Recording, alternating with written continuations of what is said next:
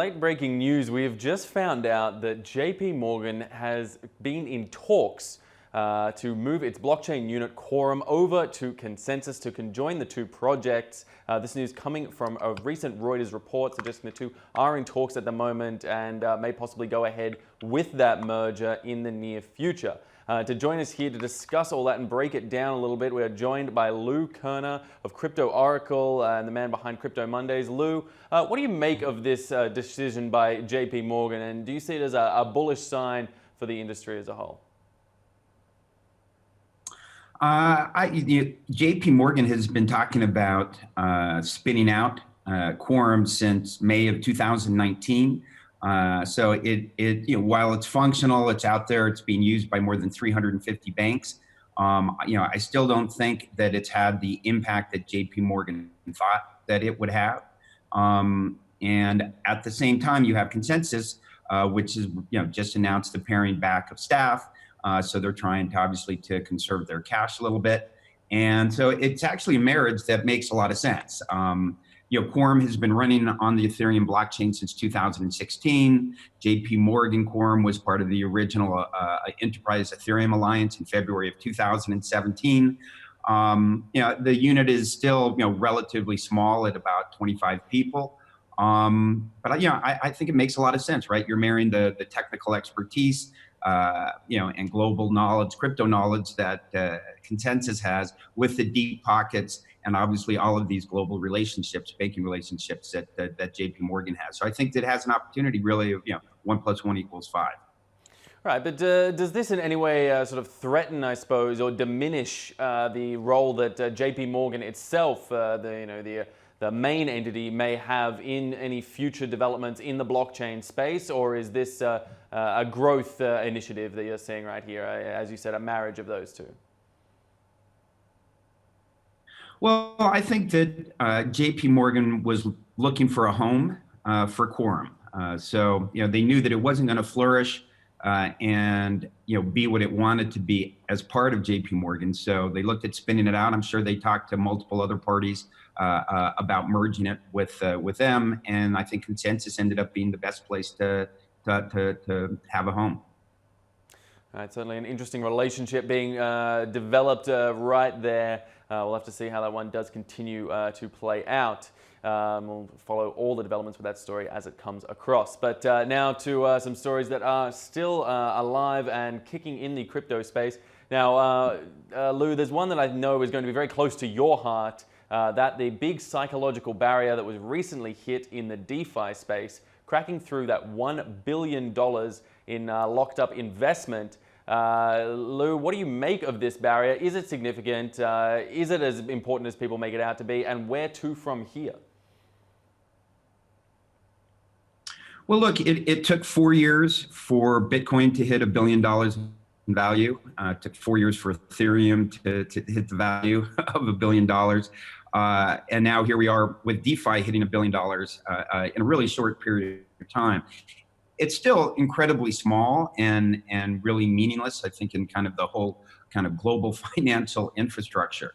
But as part of something in crypto that is scaling and working and has the potential to turn into this mass media product that we're all waiting for, I think this is the most exciting thing that I've seen in crypto since I've been in the space for more than 2.5 years. Do you sort of see any key developments coming through in the DeFi space at the moment that you're keeping your eyes on? I mean, obviously, we've seen some pretty massive funding and sort of funding deals that we've seen come through even in the early part of 2020. But do you see anything that you're particularly watching in the DeFi space that you think might grow into the future? Sure. Well, again, for me, one of the most exciting things about DeFi is the composability. So it's kind of like Legos, and you can put them together to create all kinds of new things. And I think that's going to have, basically what that's going to do is that's going to massively increase the rate of innovation. So I think this is an industry that's in the early days, but starting to see some really mind-blowing things. For me in particular, the biggest mind blow I had was really Uniswap, and the idea that you could get algorithmic liquidity at scale, decentralized, like Uniswap, is experiencing, I think is just a massive, massive game changer. And again, everybody can now link into Uniswap and have Uniswap be one of the Legos in the product that they're building. So, I'm at ETH Denver, which starts on Friday. Before Friday, it's called Biddle Week here in Denver. We actually had a great Crypto Mondays Denver last night with Amin Soleimani from Moloch DAO and Nodar Janashia from DeFi Zap. And, both of those are, super interesting DeFi projects as well. Both of them are scaling, again, small, but, we're starting to see, different, pieces of innovation happening that's just incredibly exciting. All right, certainly does appear to be an exciting space, an exciting time for development in that space. But of course, when it comes to development in and around the digital asset and crypto sphere, it comes hand in hand with developing regulation. One of the most key details of regulation we've come out with recently, SEC Commissioner and crypto mum Hester Peirce came out with her safe harbor proposal, an idea of giving a leeway period of a couple of years to new crypto projects before they're beholden to a lot of the more intensive and invasive regulation. Looking at this sort of proposal, do you think this is the future for the US, and does this provide a passageway for the US to really functionally regulate a lot of this new and emerging space without stifling it as it grows? Well, look, I definitely think that I definitely think that it's a step forward for the industry. Basically what they're doing is they're kicking the can down the road 3 years. And they basically said that, that the security laws as they're written today are standing in the way of innovation. And what they need to do is write rules that well-intentioned people can follow. But the problem is those aren't the rules that exist today. So rather than writing those rules today, they've said, hey, if you meet these certain requirements, we'll let you have a 3-year safe harbor.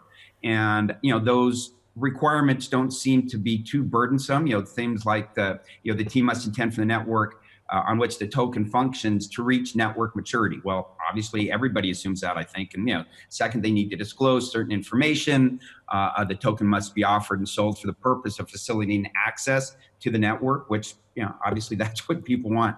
So the rules again, seem to make sense. I would say that the only problem is you don't know what the final rules are going to be 3 years down the road, and it's potential that you can start off not breaking the rules, but find yourselves 3 years down the road having broken the rules, and then what happens? So they're getting rid of the uncertainty for 3 years. But if you're an investor looking to invest in this space, there's still a lot of risk with investing, in these things when you don't know what the regulatory framework is going to look like even in 3 years. Right, Lou, and that seems to be a sort of a pressing concern, as it were, when it comes to even regulation like this that does seem to be forward-thinking and forward-looking. When it comes to the US overall, is it perhaps a case of too little too late? Does the US not able to keep up with other competing nations and legislations, jurisdictions rather, around the world? And will this sort of be enough to make the sort of difference that the US needs to get back on top when it comes to the digital asset space?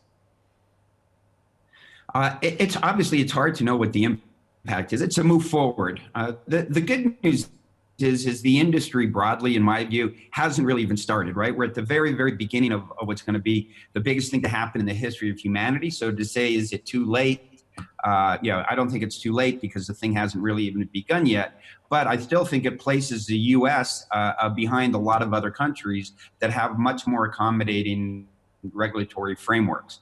So I think it's a step in the right direction. Now, obviously Hester just, announced this a few days ago. It still needs to be voted on and get 3 out of the 5 commissioners to vote. So we don't even know if that's going to happen. And, because, Hester's been out in front generally on this. So, she's referred to as crypto mom. So we know she's more forward thinking than the other commissioners are. So we don't even know. We need 2 of the other 4 commissioners to vote in favor of it for it even to be a thing, let alone how effective it's going to be. So again, it's a step in the right direction, undoubtedly. How big a step is really questionable. All right, certainly one to watch out for there in the US in the regulatory space. All right, Lou Kerner, I want to thank you for helping us break down these key stories taking place in the crypto sphere at the moment. Always updates coming along the pipeline, so make sure you stay with us at blocktv.com for all the latest news and information. I'm Masha Westrop Evans. Thanks for watching.